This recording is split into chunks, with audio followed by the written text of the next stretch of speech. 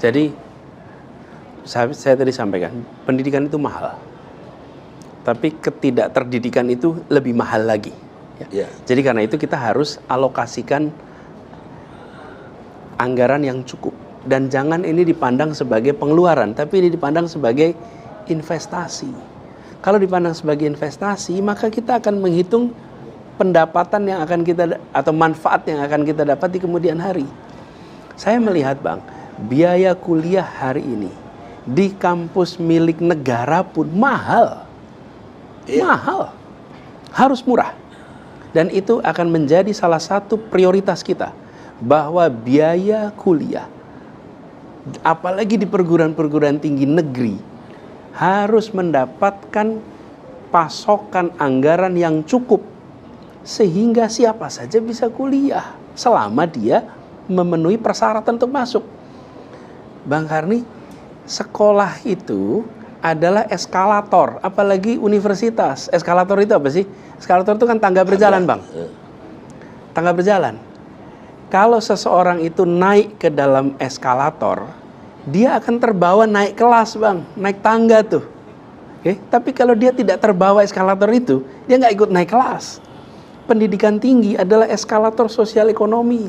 Begitu seseorang dapat pendidikan tinggi, dia terbuka kesempatan untuk bisa berkarya banyak, bekerja di banyak tempat. Nah, jadi saya melihat Bang, biaya sekolah, apalagi yang milik pemerintah, harus dialokasi, harus diambil alih sebagian besar oleh negara. Dan jangan memandang ini sebagai biaya, ini sebagai investasi. Bang Karni dulu kan kuliah, Bang Karni. Iya. Yang biayain negara bukan Bang Karni? Negara. Oke. Murah sekali. Murah sekali. Bang Karni bayarnya berapa waktu itu? 15.000. 15.000. Saya 97.000 bayarnya. Oke. Saya 97.000. Lebih tua. Iya ya. Tapi apa sih Bang? Negara ini investasi. Dan hari ini orang yang harus bayar 15.000 itu jadi seorang Karni Ilyas. Oke. Yang memberikan manfaat pada jutaan orang. Oke. Saya waktu itu di kampus Gajah Mada, saya bayar 97.000. Sesungguhnya biayanya sekitar 1 juta. Waktu itu saya tanya Pak pembantu rektor sana. Jadi 90% dibayar oleh negara. Saya hanya bayar 97.000.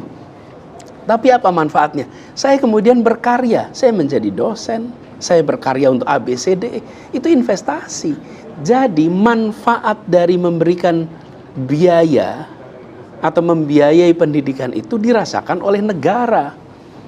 Jadi jangan pernah khawatir untuk membiayai pendidikan SD, SMP, SMA. Dan itu adalah prioritas kita.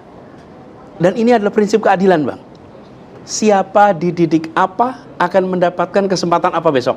Siapa dididik di mana, duduk di mana, Bang, besok. Nah, jadi biaya pendidikan yang sekarang ditanggung oleh keluarga harus diambil alih oleh negara. Apakah 100% diambil alih? Tidak. Tetap keluarga juga punya tanggung jawab. Tapi jangan sampai beban itu dilepaskan oleh negara. Silakan keluarga masing-masing untuk mengurusi. Sampai tidak terpikul. Dan yang ironis Bang, yang sangat ironis adalah bagaimana guru mendidik ribuan orang dan anaknya tidak bisa kuliah karena si orang tua guru ini tidak punya biaya untuk biaya kuliah anaknya. Padahal dia masuk di sekolah negeri. Itu ironis Bang, dan kejadian. Saya menyaksikan kasus-kasus seperti itu. Anak ASN, anak guru. Makanya kami melihat Bang, ke depan itu untuk ASN misalnya, untuk guru, bukan hanya mereka ditingkatkan kesejahteraannya, tapi mereka mendapatkan fasilitas bahwa anak-anak mereka bisa kuliah. Anak-anak guru berhak untuk dapat pendidikan sampai kuliah. Sehingga kesempatan untuk maju berkembang itu diberikan oleh negara kepada semua. Jadi Bang, biaya terkait dengan pendidikan tidak boleh dipandang sebagai tanggung jawab keluarga saja. Kalau mereka mau kirim anaknya ke sekolah swasta, yang mereka pilih sendiri dengan struktur biaya ditentukan swasta, itu urusan mereka. Sebagai keluarga, sebagai pribadi berurusan dengan swasta, nggak masalah. Tapi negara siapkan SD, SMP, SMA, SMK yang cukup, perguruan tinggi yang cukup, lalu biayanya diberikan oleh negara. Dan inilah tujuan utama kita merdeka, Bang. Mencerdaskan kehidupan bangsa.